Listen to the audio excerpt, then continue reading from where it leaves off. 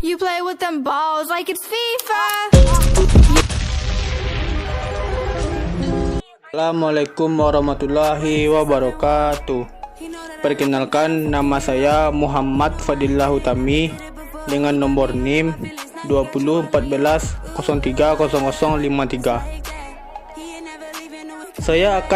Kali ini saya akan menjelaskan isi kedudukan dan fungsi Undang-Undang 1945 serta pokok pikiran yang terkandung dalam pembukaan Undang-Undang 1945.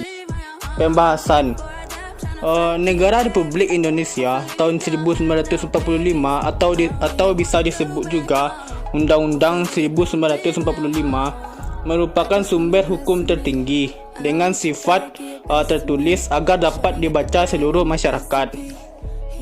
Memuat norma-norma yang dilaksanakan secara konstitusional serta memuat aturan pokok dalam suatu negara. Kedudukan pembukaan Undang-Undang 1945.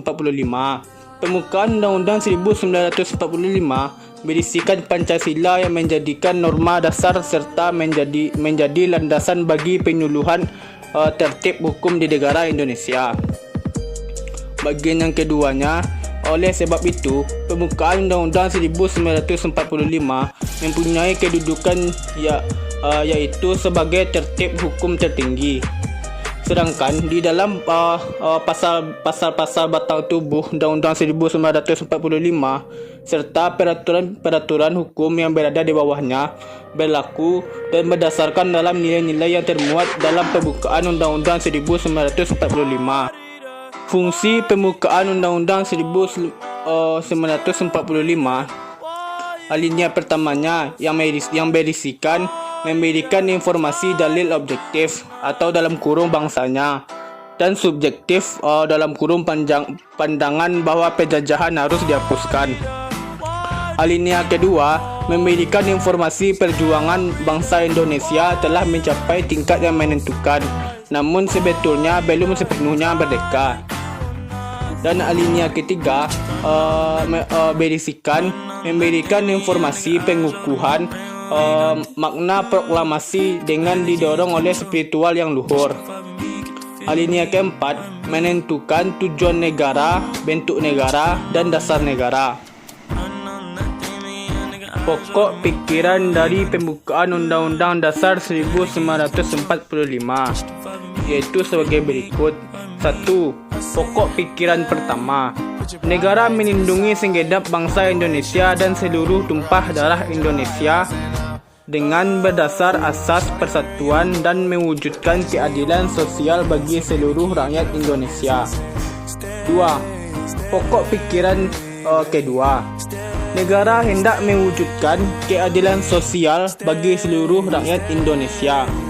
Pokok pikiran ini menempatkan suatu tujuan atau cita-cita yang ingin dicapai dalam pembukaan dan merupakan suatu kuasa finalis atau sebab tujuan, sehingga dapat menentukan jalan serta aturan-aturan mana yang harus dilaksanakan dalam Undang-Undang Dasar untuk mencapai pada tujuan itu yang didasari dengan bakal persatuan. 3. Pokok pikiran yang ketiga. Negara yang berkedaulatan rakyat berdasarkan kerakyatan dan permusyawaratan atau perwakilan.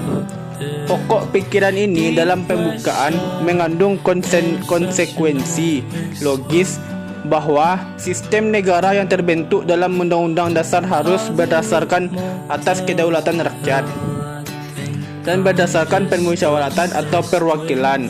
4. Pokok pikiran yang keempat,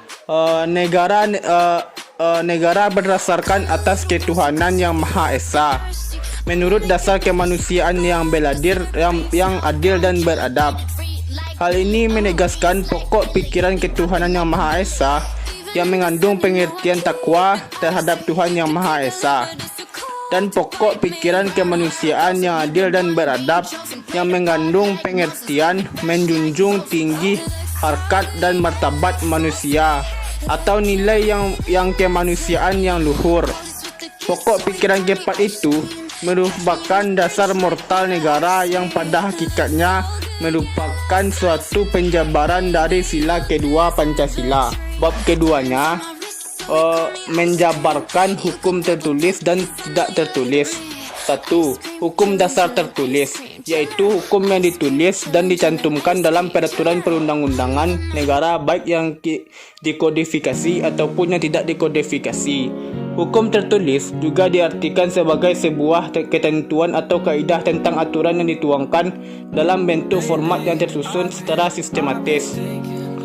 Hukum tertulis yang dikodifikasikan maksudnya yaitu hukum tata negara yang sudah dibukukan pada lembaran negara dan sudah diumumkan atau yang sudah diundangkan.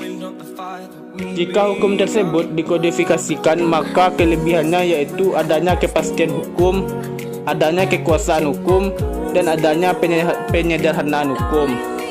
Contoh hukum tertulis yang dikodifikasi yaitu KUHP atau Kitab Undang-Undang Hukum Pidana. Contoh hukum tertulis yang tidak dikodifikasi yaitu PP, Peraturan Pemerintah, dan UU, Undang-Undang, dan Kepres, Keputusan Presiden. Yang kedua, hukum dasar tidak tertulis atau konvensi, yaitu aturan dasar yang timbul dan terpelihara dalam praktik penyelenggaraan negara dan sifatnya tidak tertulis dalam peraturan perundang-undangan. Hukum tidak tertulis merupakan hukum yang hidup atau berjalan dan tumbuh dalam kehidupan masyarakat, adat atau dalam praktik ketatanegaraan.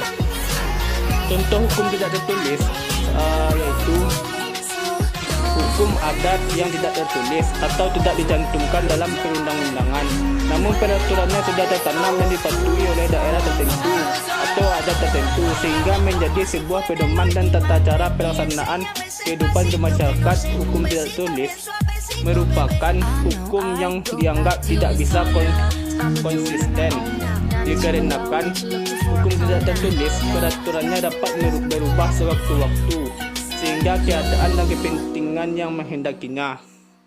Berikut pembahasan yang telah saya sampaikan. Banyak kurang dan salahnya mohon dimaafkan. Assalamualaikum warahmatullahi